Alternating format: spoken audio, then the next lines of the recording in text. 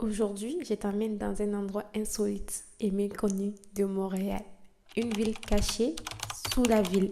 Oui, vous avez bien entendu, sous mes pieds, il y a 33 kilomètres de tunnels, des centres commerciaux, des restaurants et même des œuvres d'art.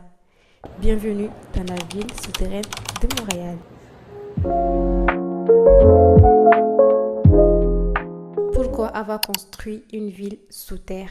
En fait, tout commence dans les années 1960, quand Montréal commence à se moderniser. Le maire Jean Drapeau veut un métro, mais il a aussi une idée plus ambitieuse, créer un souterrain pour protéger les habitants du froid glacial de l'hiver québécois.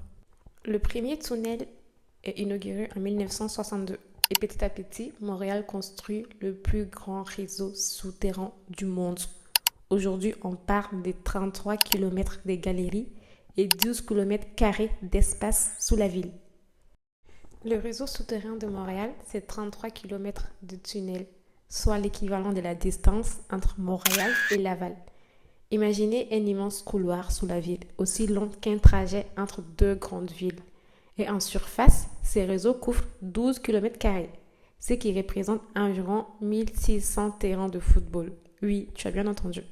Une véritable ville cachée sous Montréal, plus grand que certains quartiers entiers.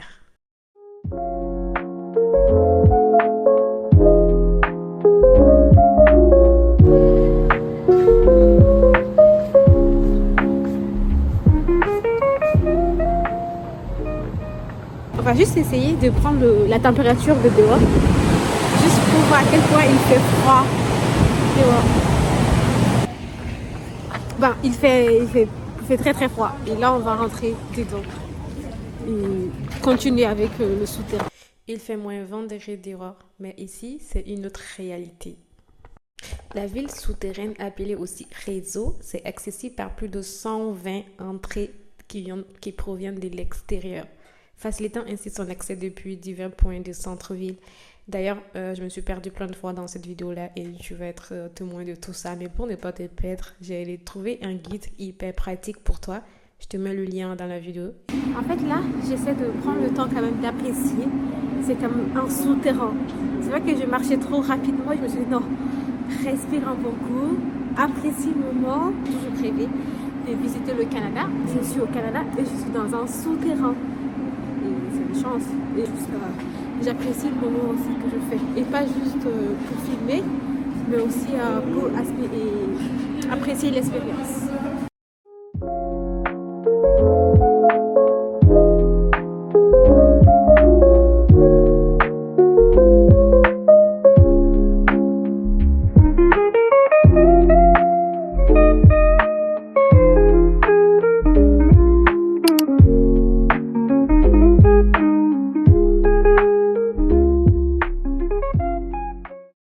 Là, je suis toute seule dans la dite souterrain et surtout, je ne sais pas où je vais. C'est-à-dire que je cherche le centre commercial, mais je ne vois plus d'indication pour savoir si je suis sur la bonne route ou pas. Et je ne vois pas d'agent de sécurité, je ne vois pas d'être humain avec moi pour poser la question. Je flippe un peu.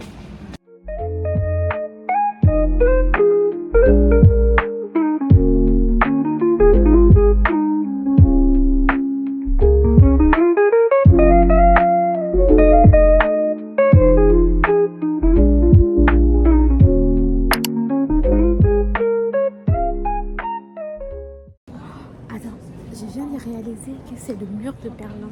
En fait, ça, c'est le mur de Berlin. Je suis à côté du mur de Berlin. Je suis à côté du mur de Berlin. Je suis à côté du mur de Berlin. En fait, c'est le mur de Berlin. Oh mon Dieu. Attends, il me faut une photo là. Je suis à côté du mur de Berlin. Qu'est-ce qu'on a compris? Ok, si tu as du mal à comprendre mon engouement pour ce mur, revenons un peu en arrière, en 1961. Le mur de Berlin a été érigé dans la nuit du 12 au 13 août 1961 par la République démocratique allemande pour stopper l'immigration massive de ses citoyens vers l'ouest. Cette barrière physique a séparé le Berlin en deux pendant près de 28 ans, symbolisant la division du monde pendant la guerre froide. Le 9 novembre 1989, face à une pression populaire croissante, le mur est tombé, marquant le début de la réunification allemande. Après sa chute, des fragments du mur ont été dispersés à travers le monde en tant que symbole de liberté et de réconciliation. En 1992, pour célébrer le 350e anniversaire de la fondation de Montréal, la ville de Berlin a offert un segment du mur à la métropole québécoise. Ces fragments est donc exposé ici, au Centre de commerce mondial de Montréal. Ces morceaux de béton couverts de graffitis rappellent non seulement une période sombre de l'histoire, mais aussi la résilience humaine et l'aspiration universelle de la liberté.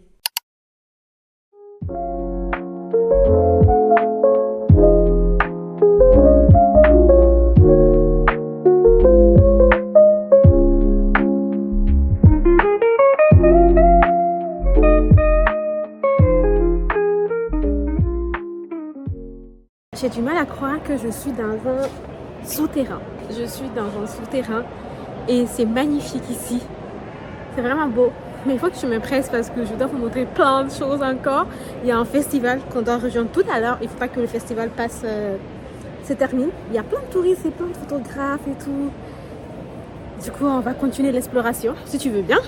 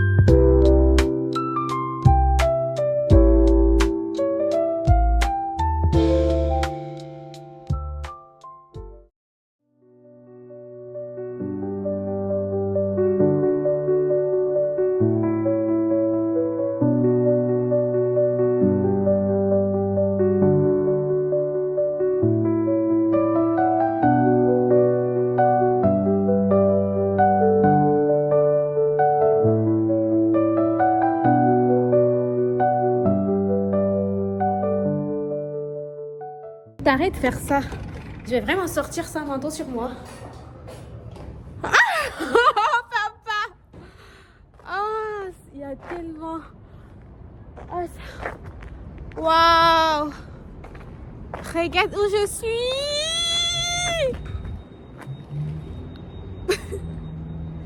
Attends, je te montre.